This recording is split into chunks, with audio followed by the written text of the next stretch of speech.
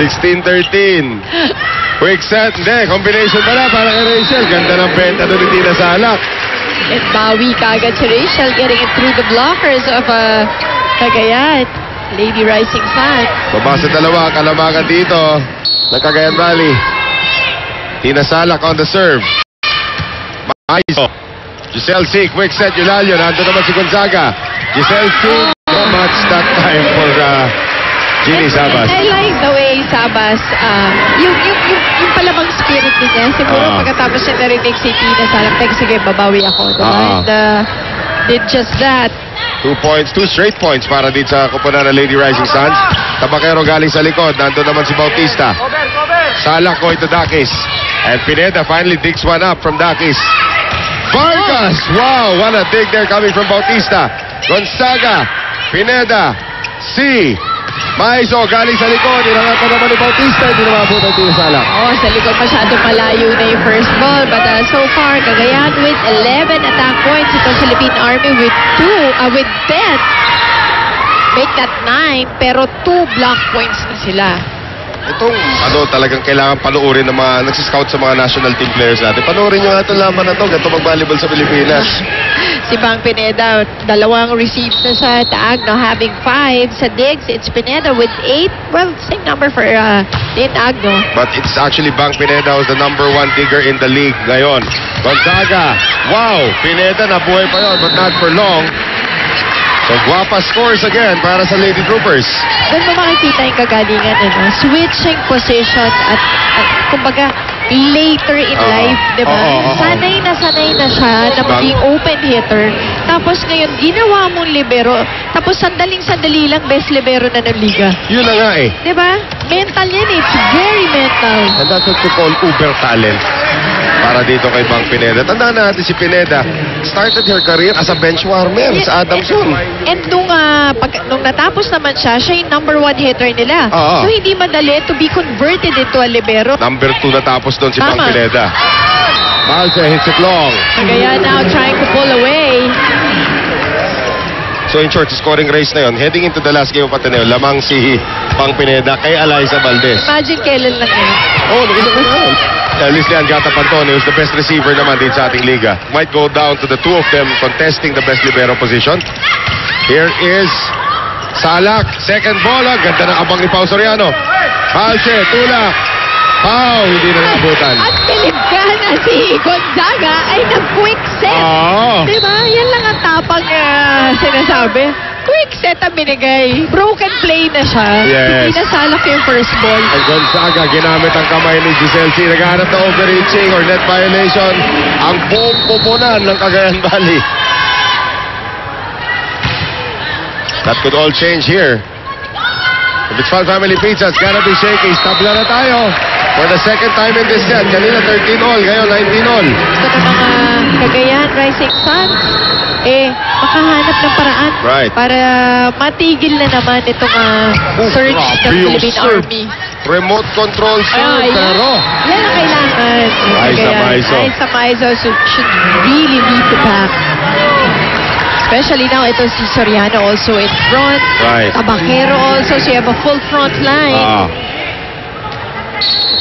So ngayon, magsaserve si Rosemary Vargas. Trying to protect this 1-point lead. Dakis, Salak, Palse. Nakasama pa yung wasiwas. Napunta doon sa likod. Kung papayagan. Diba? Soriano!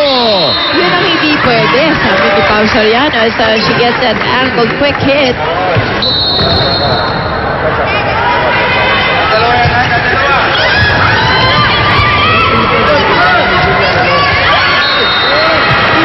Palse! Kaya ko nga siya kilala. Fergie ako. Nakikita ko yun. Napapanood ko si Pink. Mga Fergie. Genre ko. Medyo last decade pa si Fergie. Pero at least, diba? Hanap ka pa na medyo mabata-bata. Wala tuloy ang maisip. Yan. Sige. Kaya mo. 21-all. With Stefani. Yan. Ay, kaedad natin yun. Alam mo ba yun? Smart girl. Smart girl. Smart. 22-21. Parang yung huling palo na yun ni Joy Benito. Smart girl. Sige na, minimum na. Go for it. Block. Ano ba yan? Humperdinck. Sino yung Mary? Engelbert. Oh. 23-21. Timeout, Army.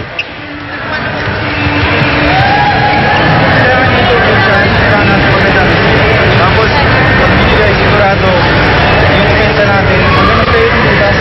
Okay, palo ng palo. Katulad na sa'yo, lampas ka na din sa bola, napakalayo. Pinalo mo pa rin. Diserte yan lang. Top 25 score, kailangan na natin magkakaroon. Tara nga, pwede magkakaroon. Enjoy lang, no pressure.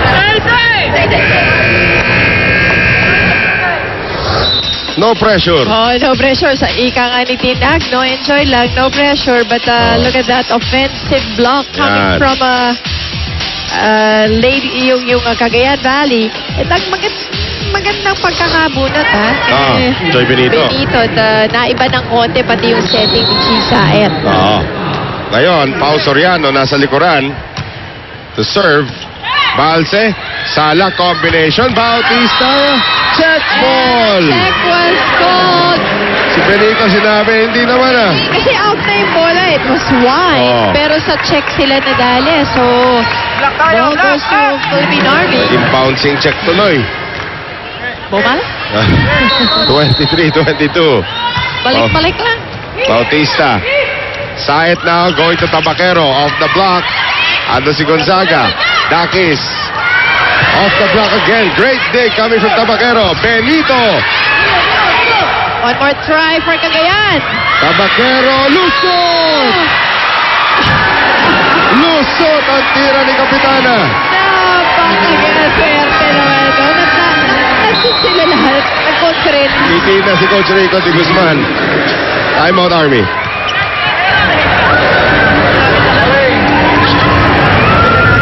Gagawin natin, kailangan short ball tayo. Service, block, offense natin, kailangan short ball. 24 na kalaban, kailangan natin umabot. Kapit tayo, kapit. Ha? Walang magkakamali.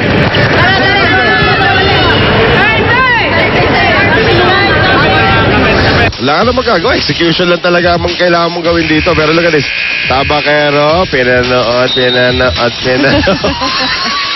Ganda na reaction ni Angge. Yung reaction ni Angge, parang nanalo ng loto eh. O, di ba? Nasa na. Akalain mo. Isipin mo, sometimes it's better to be lucky than good. Pero good naman ito si Kapitana. Siya na mag-serve for the set. Para dito sa Cagayan Valley. Bautista, Salak, Rachel. Dug up there by Vargas. Quick set, Eulalio. Eulalio gets it. That middle hit. 25-22. Sabi ko sa'yo, Tita Mosi, mahaba-habang araw ito. Woo, So, yeah. we are going to a fourth set. Cagayan Valley 25, Army 22. Pero halos wire-to-wire naman nakuha ng Cagayan Valley yung set na yon. Never nag-lead ang Army as we take a look at our shaky shake and play. Gwyneth Eulalio, tinapos ang ating third set.